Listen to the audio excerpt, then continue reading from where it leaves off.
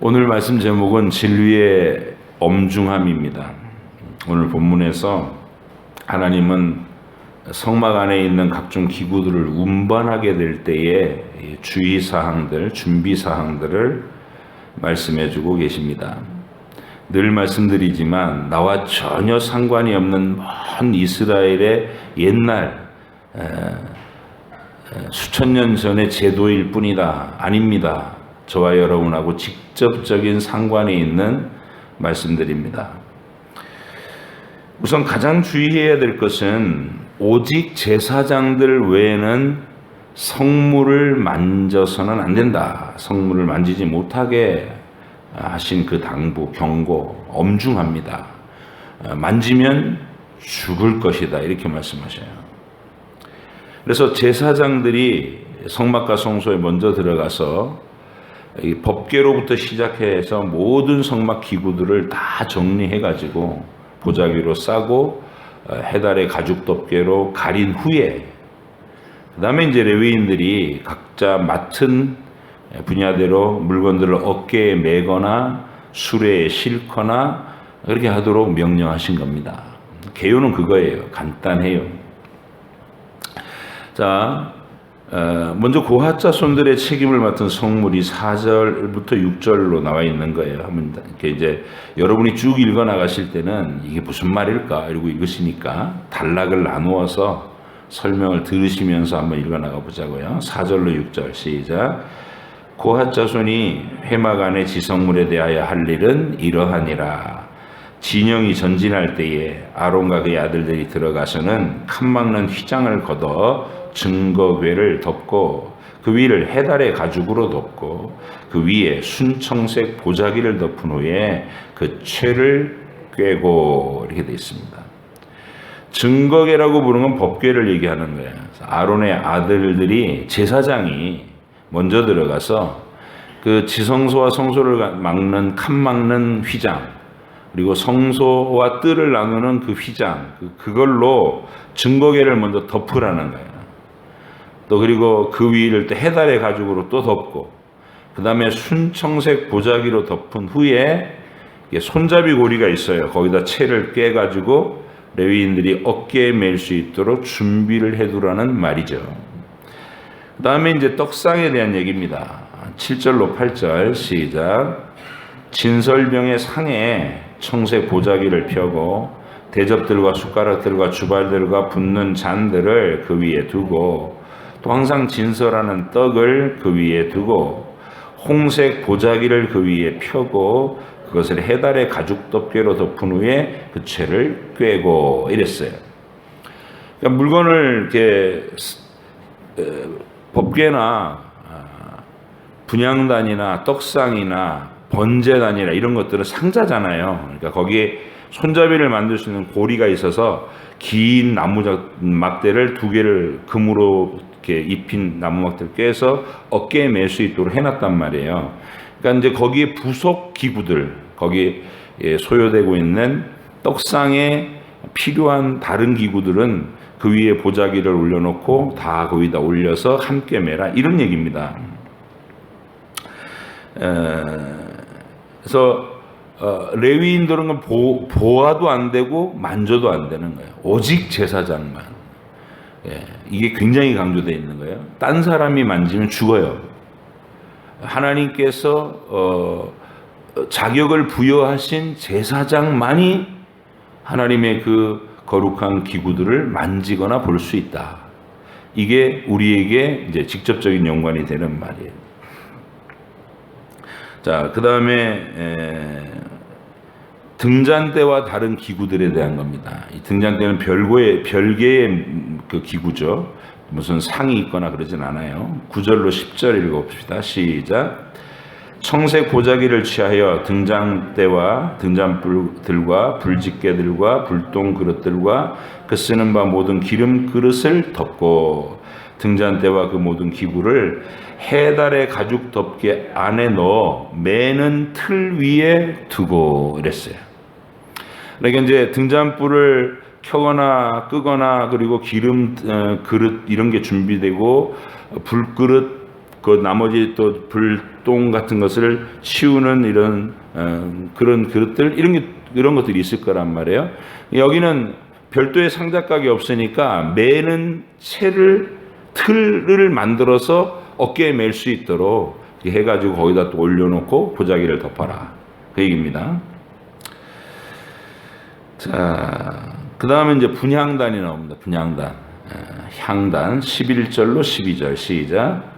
금제단 위에 청색 보자기를 펴고 해달의 가죽 덮개로 덮고 그 채를 꿰고 성소에서 봉사하는 데 쓰는 모든 기구를 취하여 청색 보자기에 싸서 해달의 가죽 덮개로 덮어 매는 틀 위에 두고 그랬어요. 분향단. 그다음에 역시 이제 청색 보자기를 싸서 펴서 성소 안에 봉사하는 데 쓰는 나머지 모든 기구들을 싸고 해달 가죽을 덮어서 매는 틀 위에 두어 준비 끝. 그다음에 이제 번제단과 그 기구, 뜰에 있는 기구예요. 이 희생양들을 태우는 그 놋제단을 얘기하는데 거기에 대한 준비를 13절 14절에 설명합니다. 시작. 제단의 재를 버리고 그 제단 위에 자색 보자기를 펴고 봉사하는 데 쓰는 모든 기구 곧 불 옮기는 그릇들과 고기 갈고리들과 부삽들과 대야들과 제단의 모든 기구를 두고 해달의 가죽 덮개를 그 위에 덮고 그 채를 꿰 것이며. 자, 이렇게 세부 항목들을 지시하신 후에 다 얘기했죠. 법궤, 그리고 떡상, 등대, 분향단, 그리고 제단 다 얘기했단 말이에요. 그리고 기타 부속 모든 기구들을 이게 보자기에 싸고 해달 가죽 덮개로 덮고 가린 후에 채를 꿰서 맬 준비 완료. 이렇게 해놓으면 레위 지파 중에서 고핫 자손이라는 이 가문이 반드시 어깨에 매도록, 수레에다가 덜렁 실어서 가면 안 돼요. 반드시 어깨에 맨다는 것은 마치 이렇게 가마로 높은 분을 앉혀서 자기들이 어깨를 메고 모시는 것과 같은 그런 대우를 하는, 짐짝 취급을 해서는 안 되고 인격적인 어떤 대우를 하도록 그렇게 하셨다는 겁니다. 그럼에도 불구하고 직접 그 성물을 만지거나 보면 레위인이랄지라도 죽음을 면치 못할 것이다. 이렇게 계속해서 엄중하게 경고하고 있다는 점입니다. 자, 그리고 이제 총괄적인 얘기를 15절로 16절에서 합니다. 시작. 진영을 떠날 때에 아론과 그의 아들들이 성소와 성소의 모든 기구를 덮는 일을 마치거든 고핫 자손들이 와서 맬 것이니라. 그러나 성물은 만지지 말라. 그들이 죽으리라.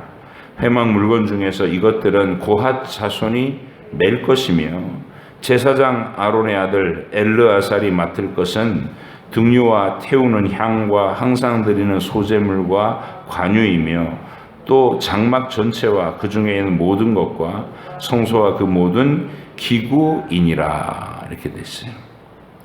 이 모든 일의 총책임자는 아론의 아들 중에 셋째 아들인 엘르아살이 맡도록 하셨어요.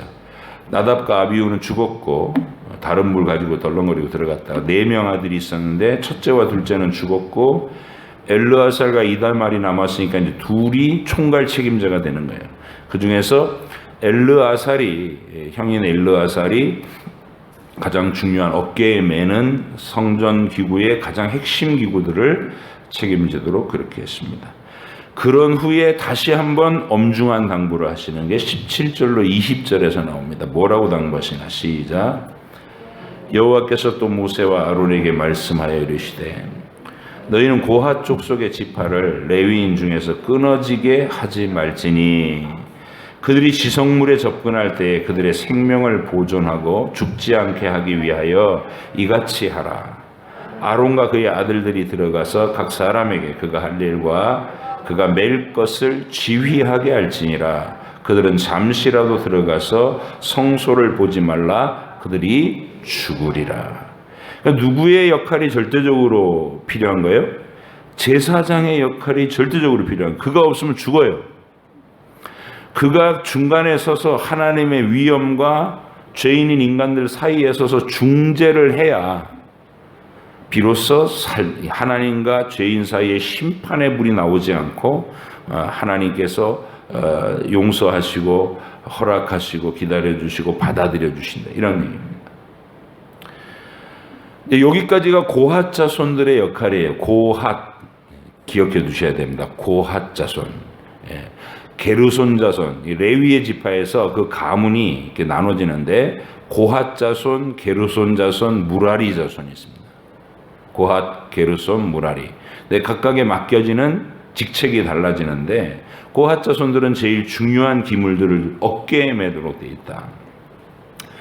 아까도 말씀드렸지만 짐작 취급을 해서는 안 된다는 거예요. 법궤도 그렇고 분향단도 그렇고 등대도 그렇고 이런 거. 왜냐하면 그 내용들 전부가 무엇을 상징하고 설명하도록 되어 있는 거냐면 하나님의 아들 예수 그리스도를 설명하는 거예요. 장차 보내실 그리스도를 설명하는 물건들이란 말이에요. 그러니까 짐짝처럼 이삿짐 센터에서 막 물건 싸듯이 그렇게 하고서 술에다 떡 실으면 안 된다는 겁니다.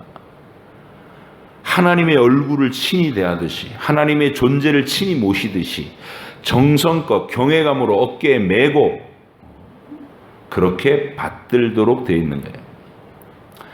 여러분이 예배에 온다는 것, 신약시대에 예배에 온다는 건 이 진리가 확연히 드러난 그 복음의 내용을 갖고 오잖아요. 우리 신앙 고백으로. 창조하신 하나님과 타락한 우리, 그리고 우리를 위해 동정녀에게서 탄생하신 예수님, 십자가에서 죽으시고 3일 만에 부활하시고 하나님 우편에 지금도 살아계시고 다시 오실 그 주님을 고백합니다. 그게 이 예배 속에서 선포되고 있는 거예요. 이 복음을, 이 예배 의식을 생명처럼 귀하게 여기는 여러분이 이 자체로 무한하신 복이라는 사실을 깨달으셔야 돼요. 그래서 우리가 지금 이 거룩한 제사장이신 예수님을 통해 하나님 앞에 가까이 나오도록 허락받은 레위인들로서 여기 와 있는 겁니다. 어깨에 메고 존귀함을 나타내면서 하나님을 두려움으로 사랑하면서 이 자리에 있는 것 여러분들이 되시기를 바랍니다. 그래서 예배를 소중하게 여기는 마음과 태도를 여러분이 표현해 드려야 돼요. 마지못해서 싫어 죽겠는 모습으로 이 문을 통과해서 그냥 어거지로 앉아있다가 가는 건 안타까운 일이에요. 여러분이 적극적으로 정말 사랑하고 소중한 마음으로 하나님의 진리를 더 깊이 알고자 하는 열심으로 여러분의 인생에서 예배가 더 깊어져 가시기를 주의 이름으로 축복합니다. 자, 우리는 우리의 자격으로 하나님 앞에 나아갈 수 없는 죄인들이라는 것. 이게 진리입니다. 기독교 진리에서, 성경의 진리에서 가장 중요하게 깨우쳐야 될 내용이에요. 도덕적인 노력 갖고 안 된다는 거예요. 착한 일 많이 하는 것 갖고 안 된다는 거예요. 겉모양을 다듬는 것에서 아무리 내가 말과 행실을 세련되게 하고 우아하게 하고 착하게 해도 하나님은 내 안에 부패된 본성을 보시는 거죠. 그걸 그리스도의 피로 가려주시기 전에는 우리가 구원의 길이 없다는 거. 정령 죽일지니라. 그 두려우고 엄중한 선포 아래 우리가 지금 예수님의 십자가로 보호받았다는 사실입니다. 그 사실을 깊이 감사하는 우리가 될 수 있기를 바랍니다. 제사장들은 영원한 중보자이신 예수님을 상징하는 중요한 존재들이었어요. 자, 그 다음에는 이 레위 지파의 게르손 종족들이 맡을 부분에 대한 말씀이 21절부터 28절까지 해서 나옵니다. 그 부분은 너무 길어서 안 읽으려고 그래요. 여러분들이 새벽에 성경 일독에서는 늘 다 한자도 안 빠뜨리고 읽으니까 그 사람들은 휘장의 줄들, 천막 그 외부의 벽들과 그리고 거기에 들은 줄들 이런 걸 다 관리하게 되고 총 감독은 아론의 아들 이다말 제사장이 맡으라고 하십니다. 이제 아들이 둘밖에 안 남았으니까 나머지는 이다말이 해야 되겠죠. 29절하고 33절에서는 레위 지파의 무라리 가문들이 맡은 기구들을 정해 주셨어요. 그들은 널판들과 기둥과 받침 등 무거운 물건들 이걸 책임집니다. 총대장은 역시 이다말 제사장 겸합니다. 게르손하고 무라리 족속은 이다말 제사장에게 속해서 그를 도우면 되는 거예요. 그리고 나서 34절로 마지막 49절까지는 그 레위 지파 각 고핫, 게르손, 무라리 각각의 가족들을 총 숫자를 파악하는 그 명수가 나와요. 하나님의 일은 그렇게 그 일에 참여한 사람들의 정확한 명단과 숫자를 파악하는 것에서부터 시작되는 거예요. 내가 자원해서 어디에 속하고 내게 주신 은혜와 내게 주신 은사를 따라 분명한 나의 일을 갖고 있는 것, 그게 하늘의 영광인 겁니다. 여러분들이 귀하게 여기실 줄을 압니다. 그래서 이제 마지막 결론은 49절 다 같이 함께 읽겠습니다. 시작. 그들이 할 일과 짐을 매는 일을 따라 모세에게 계수되었으되 여호와께서 모세에게 명령하신 대로 그들이 계수되었더라. 숫자가 파악되었더라. 이런 얘기. 하나님께서는 성막을 운반할 때 그것을 아무렇게나 무작위로 쓸어 담아서 짐짝처럼 옮기지 않도록 엄중하게 상세한 방식을 규정해 주시는 겁니다. 그리고 반드시 어깨에 맬 것과 수레에 실어서 운반해도 될 것을 철저히 구분하십니다. 인격적으로 사랑해야 될 것과 그냥 소중한 짐으로 그냥 그렇게 운반할 수 있는 것들을 구분해 주셨다는. 어깨에 매는 것들은 아까도 말씀드렸듯이 전부 우리 예수님께 대한 상징물들입니다. 예수님을 대할 때는 사랑으로 대하는 거예요. 짐짝 취급해서 안 돼요. 여러분의 마음이 교회 생활이 짐으로 느껴지면 안 돼요. 짐스럽게 느껴지는 사람입니다. 그렇게 되면 안 됩니다. 교회 생활은 내게 은총이고 나의 행복이고 여기가 나의 모든 것이어야 돼요. 세상의 어떤 문화생활도 교회 예배만한 문화생활이 없어요. 온갖 강연을 듣고 여러분들의 지혜를 더하고 지식을 더하고 경험을 넓혀도 하나님의 백성이 주일마다 주일을 지키고 공예배를 통해 계속 성경 말씀을 배우는 이것만큼의 깊은 문화생활이 없어요. 각 분야로 인생의 모든 분야를 터치해주고 문학으로도 시를 배우고 역사를 배우고 그리고 연극을 바라보고 이런 게 있는 거예요. 성경 안에 다. 마음을 열고 집중해서 바라보면 소중한 것들이 됩니다. 여러분들이 이렇게 내 인격을 다해서 사랑으로 하나님의 진리를 대할 수 있기를 간절히 바랍니다. 어깨에 매셔야 되는 거예요. 자, 그래서 그 존중에 대한 태도, 어깨에 맬 것과 또 수레에 실어도 되는 것들 구분을 민수기 7장에서는 그 내용에 대해 보충 설명이 잠깐 나와요. 그거 한번 읽고 마무리를 할게요. 민수기 7장 6절로 9절까지 갑니다. 민수기 7장 6절로 9절.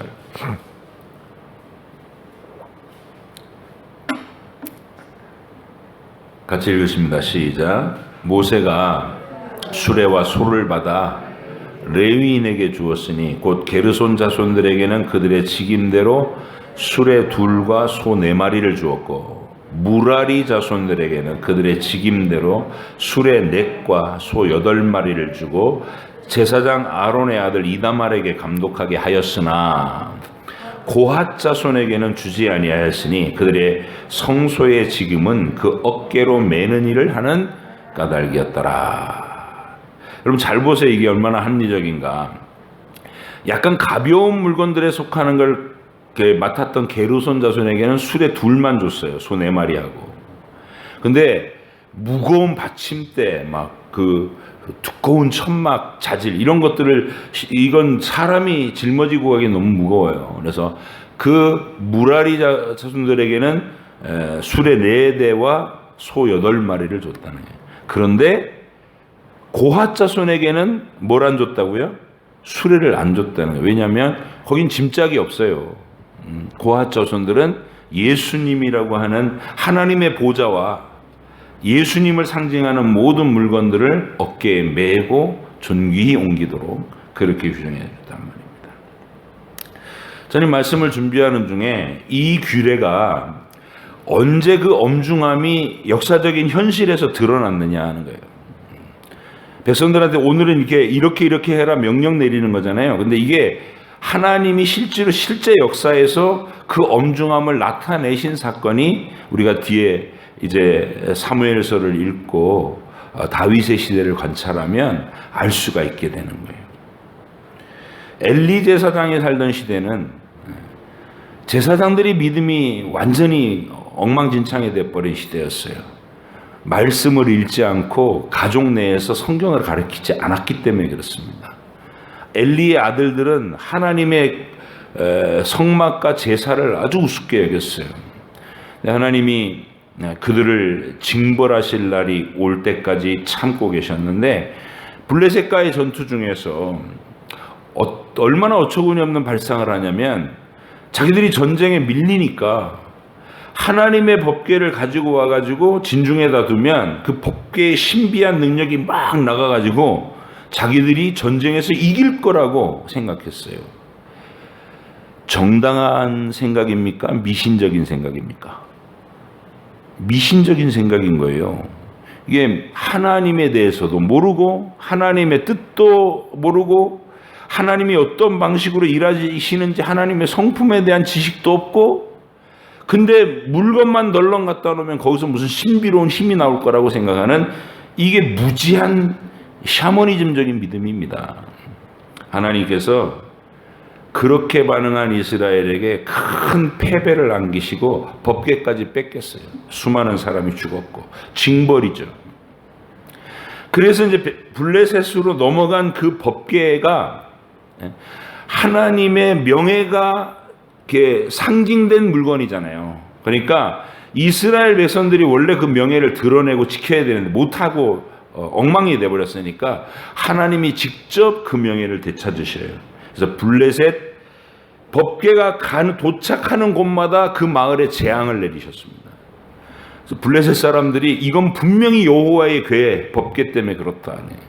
우리가 진짠가 아닌가 실험 한번 해보자 그래가지고 이게 송아지를 낳은 2마리 암소를 수레에다가 이제 메고 그리고 그 법궤를 올린 다음에 아무도 이끌어주는 사람이 없이 이 모성 본능이 막 가장 예민했던 암소, 송아지를 넣은 그 암소가 이려 그러고 때리면 어디로 가게 이게 정상적인 거예요. 가장 자연스러운 게 본능에 충실한 동물이니까 자기들 송아지가 있는 집 쪽으로 울면서 가겠죠. 근데 이 소들이 법궤를 실은 소들이 이려 그랬는데 송아지가 있는 반대쪽 저 이스라엘 베세메스 지역으로 곧장 올라가다는 거예요. 울면서 곧장 올라가다는 거예요. 하나님의 능력이 그 소들을 지배하셨기 때문입니다. 그렇게 해서 신기한 표적으로 돌아왔어요. 다시 정신 차려갖고 회개하고 법궤를 되찾아온 게 아니고 하나님이 강제로 다시 보냈어요. 근데 이 베세메스 사람들이 오 신기하네 이러면서 자기들이 했던 그 악한 짓들을 회개하지도 않고 신기하네 이러면서 법궤 뚜껑을 훌떡 열었어요. 얼마나 무지한 일입니까? 지금 우리가 읽고 있는 이 민수기에서 이렇게 당부를 하셨는데 보거나 만지면 죽을 것이니라 엄중하게 말씀하셨잖아요. 근데 그걸 훌떡 열었어요. 베세메스 사람들 70명이 그 자리에서 죽었습니다. 그러니까 이제 법궤가 또 갑자기 뜨악한 물건이 됐어. 사람이 죽어나가는 물건이니까. 그래서 야 네가 가져가라 그래갖고 산에 사는 아비나답이라는 사람한테 떠넘겼어요. 이 아비나답은 또 자기 아들 엘르아살이라는 아들한테 네가 맡아라고 또 떠넘겼고 그렇게 자기한테 떠넘겨진 뜨악한 사람 죽은 물건을 엘르아살이 극진히 모셨을까요? 알지를 못하는데 법궤가 무슨 뜻인지도 모르고 이 물건에 가지고 있는 하나님의 그 진리의 뜻도 전혀 무지한데 존귀에 대할 리가 없잖아요. 그러니까 적당히 그냥 나무밭에다가 팽개쳤어요.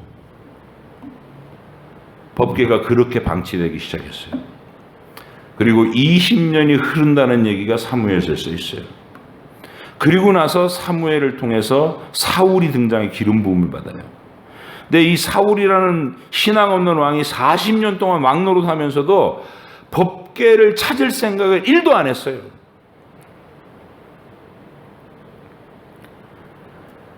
사울이 죽고 기름 부은 다윗이 왕이 되는데 그 과정이 통일 왕국을 온전히 접수할 때가 10년이 걸려요. 그래서 통일 왕국의 왕이 됐을 때 그때 다윗은 제일 먼저 한 일이 금식하면서 법궤를 찾을 때까지 내가 편한 잠을 자지 않겠다는 금식하고 철야하면서 기도했어요. 법궤 찾아라. 이게 법궤가 그렇게 방치된 지 20년 지나고 사울 시대 40년 지나고 또다시 10년이 지난 70년 되던 해에 비로소 정신 차린 왕이 나타나서 법궤를 찾기 시작했어요. 그러니까 이제 왕이 찾으니까 이 아비나답 집구석에서 70년 동안 할아버지와 아버지와 손자가 대대로 법궤를 우습게 여겼던 집구석이 새로운 왕이 법궤를 찾아라 그리고 굉장히 중요한 명령을 내리니까 마치 자기들이 70년 동안 그 법궤를 잘 간직하고 있었던 것처럼 우쭐하면서 그 앞에 나섰어요. 근데 이 집구석이 법궤에 대한 기본 상식도 몰라요. 수레에 실어서는 안 되고 어깨에 매야 된다. 이거 자체도 모르는 거예요. 다윗은 당연히 모르죠. 일반인이니까. 그래서 이제 다윗이 법궤를 찾았다는 기쁨에 3만 5천 명의 군중을 쫙 모아놓고 금빛 찬란한 새 수레를 만들고 소가 끄는 그 수레에다가 그 법궤를 정성껏 실었어요. 다윗은 정성을 다했어요. 수많은 사람 백성들이 모여갖고 그 자리에서 막 기쁨에 겨워하고 있었어요. 하나님은 그 자리가 심히 노엽고 불편하셔요. 왜? 법도대로 되는 게 없고 아무도 그 일에 나서서 하나님의 진리가 이겁니다라고 얘기할 수 있는 인간이 없다는 거예요. 그리고 무책임했던 아비나답 가문의 웃사라는 청년 손자가 우쭐거리면서 그 법궤를 따라온 거예요. 중간에 소가 펄쩍펄쩍 뛰기 시작했어요. 법궤가 덜컹덜컹하니까 웃사가 그 법궤를 붙잡겠다고 손으로 턱 잡았는데 그 자리에서 그냥 즉사를 하고 말았어요. 그 히브리 단어가 몸이 그냥 팍 파열돼서 죽은 것으로 그렇게 드러나요. 3만 5천 명이 지켜보고 있는 축제의 분위기에서 하나님이 갑자기 찬물을 끼얹으신 거예요.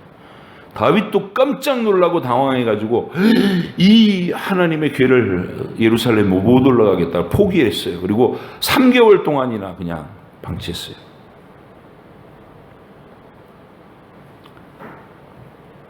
그런데 그런 현장에서 이제 법궤에 대한 지식과 진리의 내용을 아는 말씀에 정통한 레위인들이 나서기 시작했어요. 나서가지고 다윗 왕을 찾아가서 하나님의 법궤는 이렇게 귀중한 물건이고 하나님의 진리를 나타내는 귀한 것이기 때문에 수레에다 덜렁덜렁 실어서는 안 된다고 고핫 자손이 반드시 어깨에 매라고 율법에 써 있습니다 하고 가르쳐주는 정신 차린 레위인이 나타났다는 것이죠. 자, 그 얘기가 역대상 15장 11절로 15절에 있습니다. 읽고 마칠게요. 역대상 15장 11절로 15절 같이 읽겠습니다. 역대상 15장